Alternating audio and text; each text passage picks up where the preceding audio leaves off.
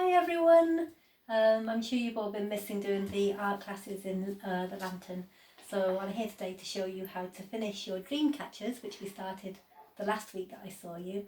And I'll show you the things that we need just to remind you. So the things that we need are some feathers, selection of feathers, some beads.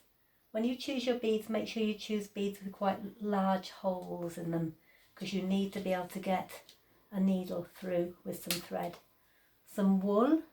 I've been using kind of a sparkly wool recently, but you can use any kind of colours, natural or bright.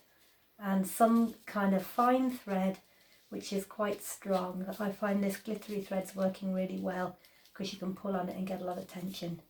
You also need a needle with a very large eye in it, a pen, marker, and some Bostik glue or some strong glue, pair of scissors, and a hoop, a wire hoop, which you can get from Vibes and Scribes.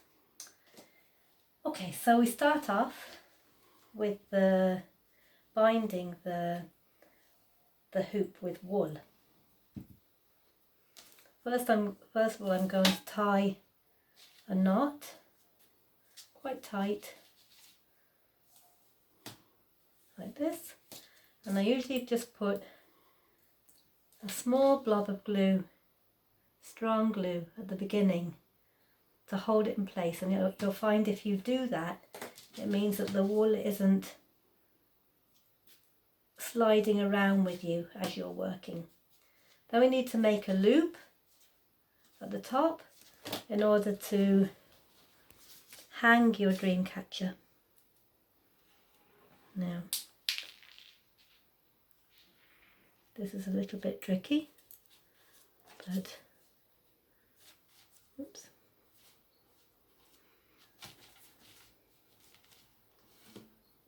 Oops, oh dear, sorry.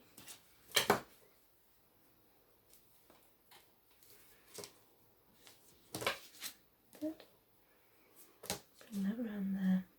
How I make that loop and tie the knot, I've absolutely no idea, because I seem to do it a different way every single time.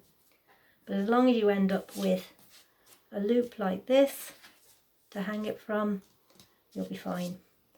And a little bit of Bostik glue again, just to cover that knot and to make sure that it's nice and strong.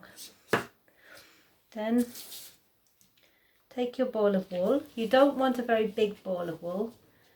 Something small like that is much more easy for you to manage than a very big ball of wool. And then you're just wrapping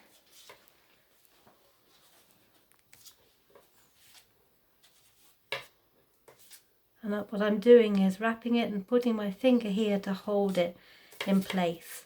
Some people like to go over and reach through, over and under, over and under. Other people like to go under and over. But it doesn't really matter as long as the end result is wrapping the wire hoop with the wool. So you can see I'm moving along the whole time using this finger to hold it in place, and this hand, my right hand, which is my usual hand for writing and drawing, is doing the work.